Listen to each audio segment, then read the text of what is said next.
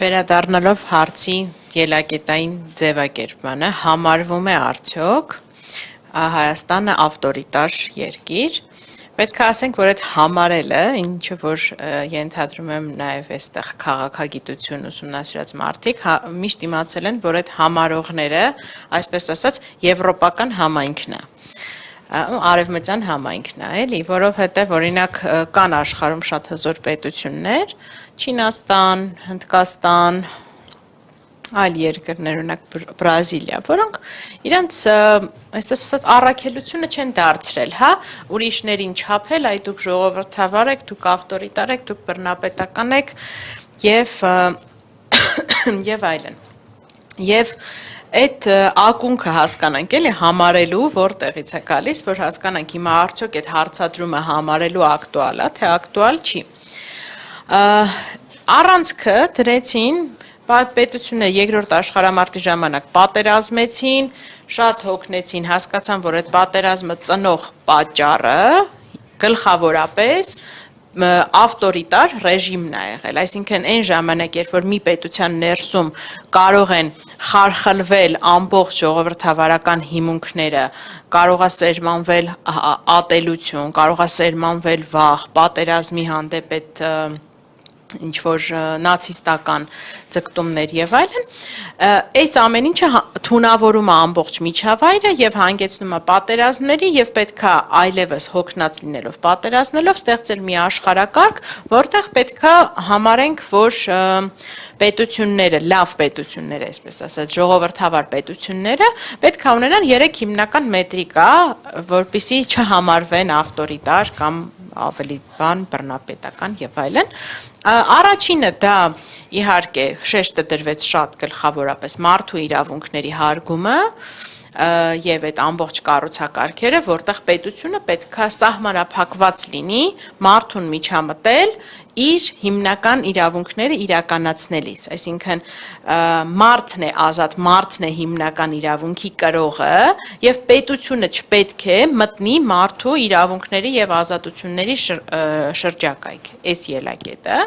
Երկրորդ կարևոր ելակետը ժողովրդավարության, որպեսզի իշխանությունների միջև լինի բալանսավորում, հակակշռում, հանկարծ չլինի իշխանության մեջ այնպիսի մի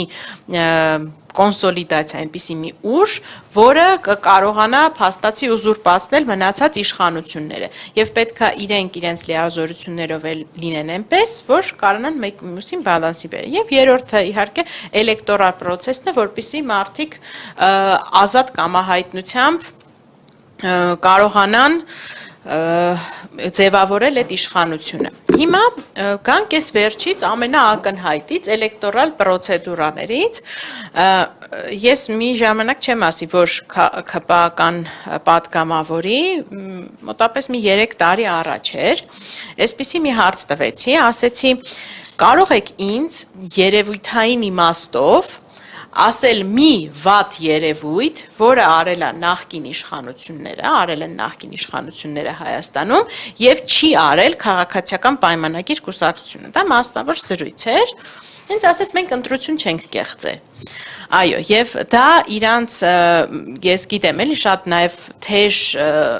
շրջանառվում է իրենց ներքին շրջանակներում, երբ որ փորձում են ներքուստ ինչ-որ մի ապօրինություն արդարացնել ինչ-որ մի բանով, այդ սրտահովանքը կա, ասում են,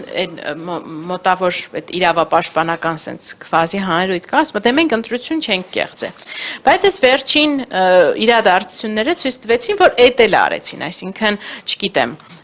ինչպես նաև պարոն Աբովյանը նշեց այսօր, քանի որ հիշում ենք Արմեն Գրիգորյանին, ասում մենք մարդ չեք սպանել, սպանել եք։ Okay, բանով չեն, բայց այլ կերպով։ Եվ ընտրություններին վերադառնալով, կարծում ավելորդ է ասել, որ այն ինչը որ տեղի ունեցավ, սենց բացահայտ կեղծիքը տեղի ունեցավ մարդկանց աչքի առջև, երբ որ կային օրինակ մոտ 60,000 ձայներ եւ աճ պարարությամբ այդ ձայները վերացան։ Պարզվեց, որ դա ինչ որ ուրիշ տեսակ մարդիկ էին, որոնց ձայնը այդքան էլ կարևոր չէր, էլի, այդ անասնաֆերմայի մոտիվներով, որ չէ, ամեն դեպքում, երբ որ այդ մարդկանց ձայնը որոշենք հաշվել, մի հատ սահմանադրական դատարանը մոնումենտալ դիրքորոշում, մենք այդպիսով կխոչընդոտենք այն մնացած 1.4 միլիոն մարդկանց, որ գնացել քվեարկել ենք, ոնց հա տուժում 1.400.000 մարդու կամ արտահայտությունը, երբ որ դու ոչնչացնում ես 60,000 մարդու փաստացի ձայն քվեն։ Սա ընտրությունների մասով կարծում եմ ամեն ինչ ակնհայտ է, որպեսզի նաև ժամանակ լինի փոխանցելու ու մնացած կետերին անդրադառնալու։ Երկրորդը վերցնենք իշխանությունների բալանսավորումը, ինչքանով ենք մենք հիմա բալանսավորված եւ իրապես հակակշռման ենթակա միջավայրում ապրում։ Ամենացայտուն օրինակը դե սենց ասեմ, ի սկզբանե, երբ որ մեր սահմանադրությունը փոփոխվում էր, թե հետո արդեն ուրիշ քննարկման առարկա էր, լավ էր թե վատ էր, այս խորհրդարանական մոդելը եւ այս խորհրդարանական մեծամասնությունը երաշխավորող մոդելը արդեն իսկ այդ հարցը կանխակալ կանխորոշում էր, որ մեծ հաշվով էլ գործադիր ու օրենսդիր տարբերակվածություն չի լինելու, հենց ձևավորվեց այդ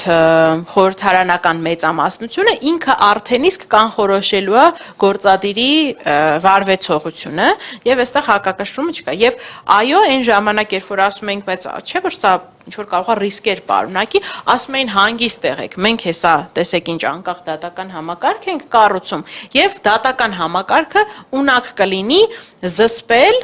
գործադիրի եւ խորհրդարանի, այսինքն միջնորդավորված ձևով, թե սահմանադրական արդարադատության, թե նորմատիվ ակտերը վիճարկելու եղանակով, ունակ կլինի զսպել, եթե հանկարծ ինչ-որ ապօրինություններ կսկսեն անել այս գործադիրն ու օրենսդիրը, իրանց հնարավոր կլինի զսպել։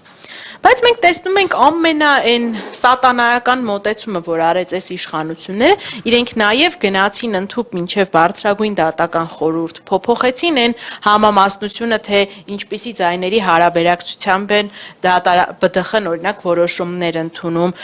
ամենաբիրտ եւ ապօրինի ձևով սահմանադրությունը խախտելով փոխեցին սահմանադրական դատարանի կազմը, որ ունենային այնպիսի որոշումներ, ինչպիսին որ կային, ու տեսնում ենք անընդհատ այս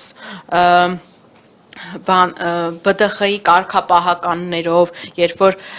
լավագույն դատավորներին կամ հորդորներով, կամ այսպես կոմպրոմատների ինչ-որ բաներ ճնշումներով, կամ ԲԴԽ-ի ճնշումներով ըստ էության մեկուսացրեցին եւ սարքեցին դատական համակարգը ենթակա խամաճիկ համակարգ։ Այսինքն երկրորդ կոմպոնենտը եւս մենք տեսնում ենք, որ այլևս չեմ վախենա ասել, փլված է բովանդակային իմաստով։ Եվ երրորդ ամենակարևոր կոմպոնենտը, որին ամեն օր ենք առերեսվում, ինչպես օրինակ նախորդ օրերին մայրիկիս այդ դեպքը, որ այդքան հայտնի դարձավ, դա մարդու իրավունքի պաշտպանությունն է։ Արդյոք մարդը հիմա Հայաստանում պաշտպանված է թե չէ, իր խոսքը պաշտպանված է թե չէ, աշխատանքը պաշտպանված է թե չէ, ազատ տեղաշարժը, կարծիք արտահայտելը, քաղաքական պրոցեսներին մասնակցելը պաշտպանված է թե չէ, այստեղ չեմ ուզում այլևս օրինակները ամեն մեկս մեր գլխում կարող ենք 100-ից ավել բերել, տեսնում ենք, որ իհարկե պաշտպանված չեն։ Ու այս ամեն ինչի համախմբում այս իրադրությունը ինձ ակամա հիշեցնում է, էլի այս ֆրազան ես չէ որ առաջի անգամ ասում եմ, բայց Հայաստանի ադրբեջանացում տերմինը։ Երբ որ չեմ հիշում, այս վերջերս ում էր, կարծեմ դուծի հարցազրույցներից մեկն էր, երբ որ ադրբեջանցի այդ պրո-ալիևյան կլանից ինչ որ մեկին հարցում են, ասում են Ադրբեջանը ժողովրդավար է թե չէ, ասում է Ադրբեջանում կան ժողովրդավարական ինստիտուտներ, այսինքն այդ բուտաֆորյաները կան, մի հատ կա մարդու իրավունքների պաշտպան, մի հատ կա, չգիտեմ, խորհրդարան, հա, կան այդ ժողովրդավարական մարմիններ, որ կոչված են, բայց իրանք իրապես բովանդակային իմաստով արդյոք իրանք գործառույթները անում են, որպեսզի Հայաստանում լինի ժողովրդավար միջավայր, կարծում եմ, որ ոչ։ Եվ հետևաբար վերադառնալով այն բանին, որ ժամանակին արևմտյան աշխարհը այդ ամեն ինչը սահմանել էր, որպեսի լավ միջավայրում ապրենք, այսօր մենք տեսնում ենք, որ մեծ հաշվով արևմուտքը դադարել է համարել ով է ժողովրդավար, ով չէ։ Հիմա տեսնեք, օրինակ նայեք, Վրաստանում այդքան փոփոխություններ տեղի ունեցան, հիմա չեն ասում ժողովրդավարը թե չի, ասում է մեր հետ է, թե մեր հետ չի։ Ժողովրդավարություն դրել են մի կողմ, նույնը Ուկրաինայի պարագանա, Ուկրաինայի ժողովրդավարական մետրիկան, հիմա եթե ուշադիր նայեք, եվրոպական քաղաքակրթական որևէ կոնտեքստում չի դրվում, չեն ասում մենք ուզում ենք պաշտպանենք Ուկրաինային, որովհետև Ուկրաինայում ժողովրդավարություն, ասում ենք, որտեղ ինքը մեր կողմից է խաղում։ Հետևաբար այդ համարելը մի կողմ թողելով եւ ելակետ ընդունելով այն սկզբունքները, որ դրված է եղել ժողովրդավարության հիմքում, կարծում եմ, որ մենք այո, այլևս ավտորիտար պետություն ենք։